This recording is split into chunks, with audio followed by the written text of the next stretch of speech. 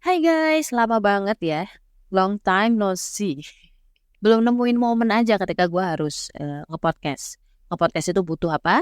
Butuh kesiapan jiwa, raga, lebay.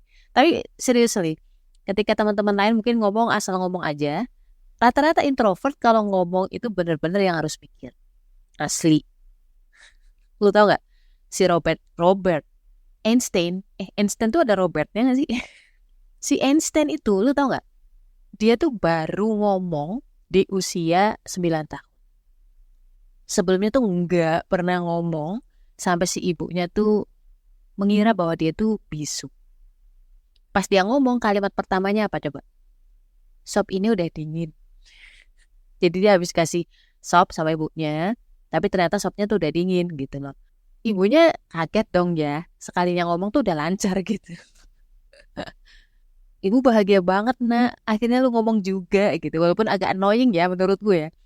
Akhirnya Einstein ngejawab, semua terasa begitu indah sampai pada titik ini. Maksudnya tuh selama ini hidup itu terasa nyaman tanpa ada pembicaraan, tanpa ada interaksi, obrolan dan kawan-kawan. Sampai pada titik di mana dia harus ngomong dengan orang lain, even itu ibunya.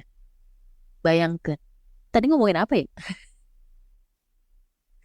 Gue mau ngomongin apa coba? Kenapa kesini? Itu sebenarnya kalau nih mungkin mau pidato atau mau public speaking, ketika lo berada di lingkungan yang baru, ketemu orang baru dan lo merasa nervous, itu normal ya, normal.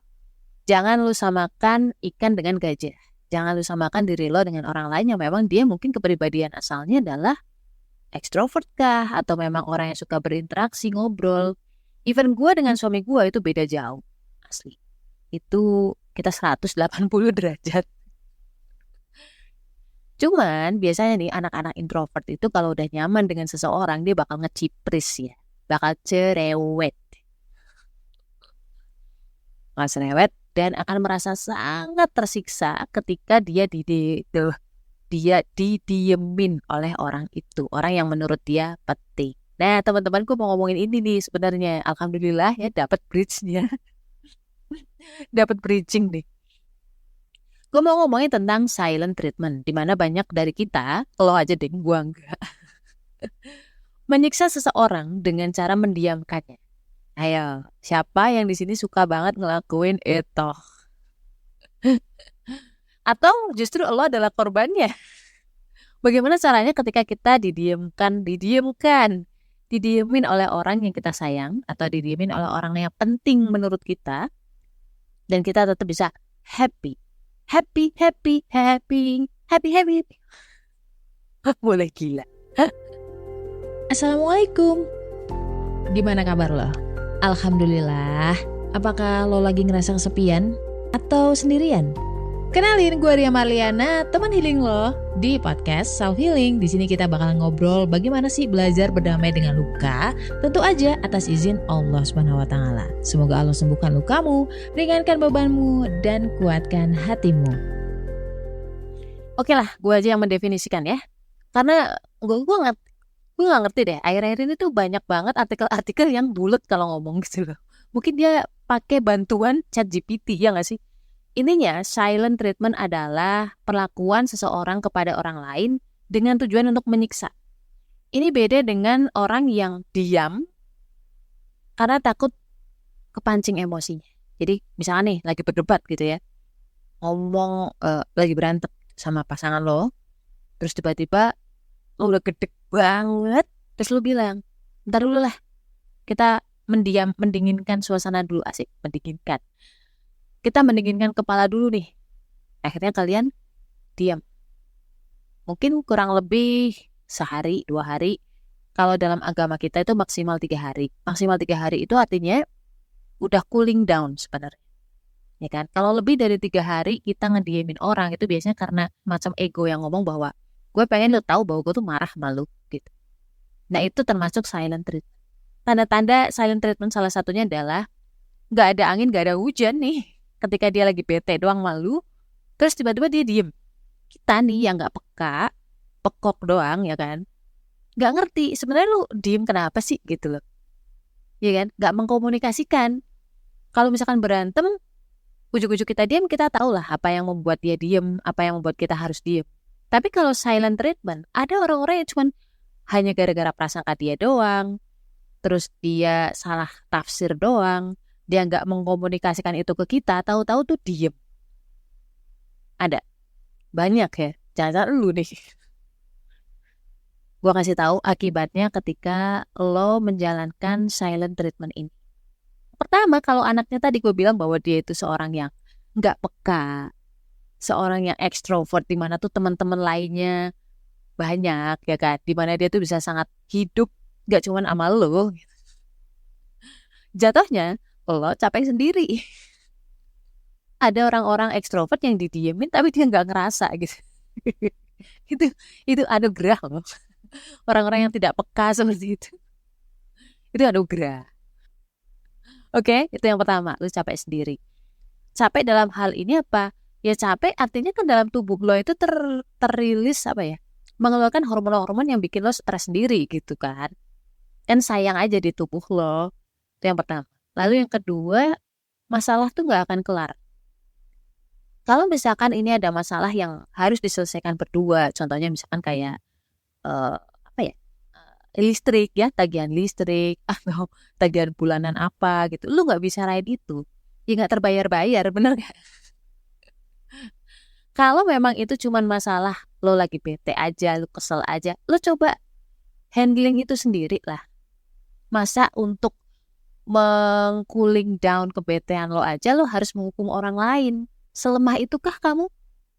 Lalu yang ketiga adalah, ini poin paling penting yang gua harus sampaikan ke lo, akan ada masa di mana orang yang sering lu sakitin itu akan mati rasa. Kalau udah mati rasa, artinya lo tidak penting lagi dalam hidupnya. Gue gak ngancem, ini beneran. Jadi contoh ya. Pertama kali lo didiemin sama orang yang lo sayangin, pasangan lo misalnya, suami lo atau istri lo. Lo akan sangat, apa ya, kayak bingung, panik. Gue salah apa ya, bener gak? Iya kan? Pertama. Lu masih, Beb, lu kenapa sih Beb? Masih gigih untuk mencari tahu, masih panik dengan perasaan pasangan lo gitu kan.